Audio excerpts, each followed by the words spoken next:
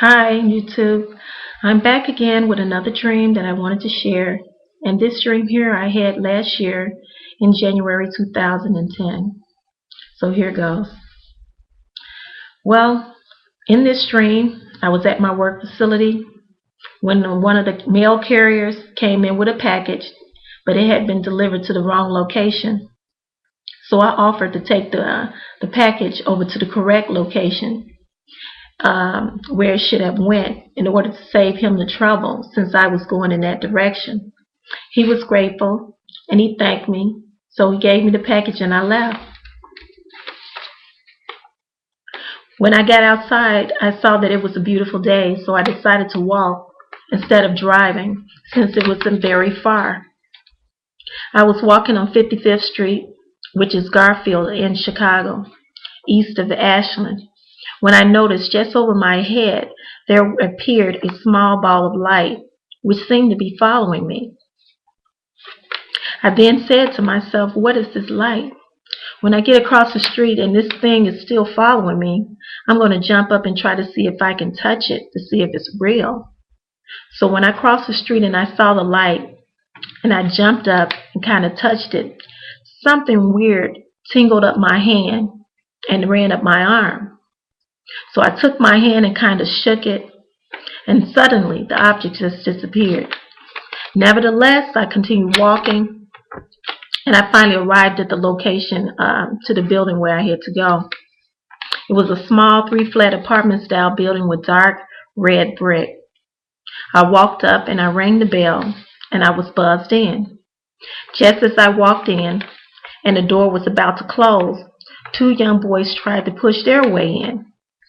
I said to them, hold it. Who are you looking for? And where are you going? One of the little boys was dark with little beady eyes, and he said to me, don't worry about it, B. Just open the door. I said to the young lady at the desk, I know he didn't just call me a B. Now I know I'm not about to let him in. So I closed the door back on him, and I gave the young lady at the counter the package that I came to deliver. Just as I was about to turn around, the kid stuck a gun through the mail slot on the door and shot at me, hitting me in the chest. He shot twice and said to me, the next time you'll open the door. I fell against the wall to support myself as I was holding my chest with my right hand, as I heard the young lady at the service desk screaming in panic as she called for the police. I began to speak in silence to the Lord and ask the Lord if this is what it feels like when you're dying. I kept my head and my eyes toward the ceiling in fear of going into shock from the sight of all the blood. As I leaned against the wall for support, I asked the Lord another question. Lord, why did those little boys want to shoot me? I suddenly heard a voice say to me that the 2 kids were what we call throwaway kids. They'd never been loved or wanted and was abused as a child. Their mother was drug addicted and no father was around. And in order for them to survive and to eat, they go around and they rob and they steal. I began to feel a great deal of pity and sorrow for the kids, although they had just shot me. He showed me that they were following me for a while. When I crossed over, they had crossed over, and they had to run to catch up with me. But he said, you were so distracted by the light. Then he said to me, do you remember the light? I said, oh yeah, the light, I remember. He said, I am the light.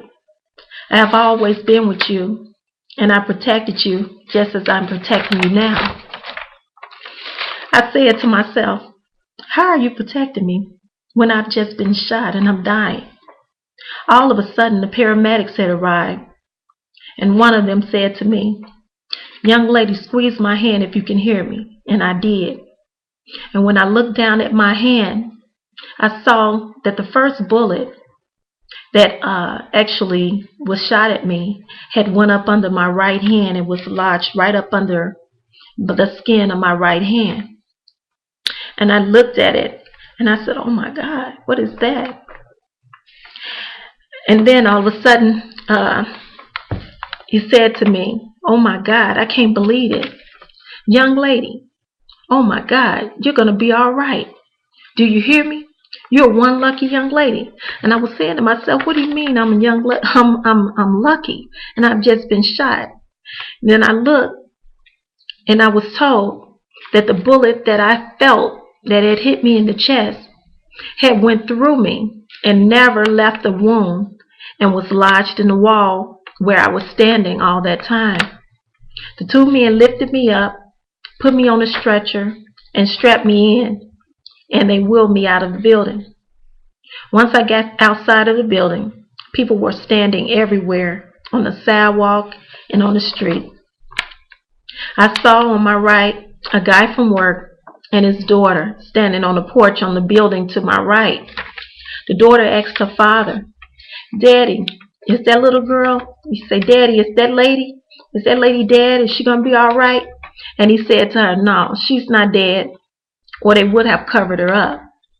I heard him say to the lady, one lady, how angry he was and tired of all the shooting and the killing, and that he was getting his daughter out of the neighborhood.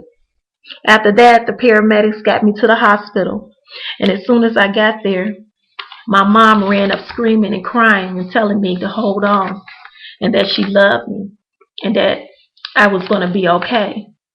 I tried to tell her that I was okay. Don't cry, Mom. But I couldn't. I couldn't even get the words out of my mouth. It's like my mouth was moving, but no words would come out. I saw my brother Andre. He was in a waiting room, and he was talking to a guy. And I heard him when he said, man, if my little sister end up dying, I won't stop till I get those boys that did it. I was trying to tell him to leave him alone and not to worry that I was going to be okay. But he still could not hear me, and it's like the words just would not come out of my mouth. Suddenly, I woke up. Wow, these dreams are just like so intense. Sometimes my dreams feel like they're not even dreams, almost like I'm playing a part in a movie. And I just can't believe how they're long, they're detailed, and so intense. But that was it. And I hope you enjoyed. I don't know what the dreams mean, but every time I have a dream, it just leaves me like really shaken and hard to go to sleep after I had these kind of dreams. But anyway, that's the end of my story. Have a good night. Thank you for watching.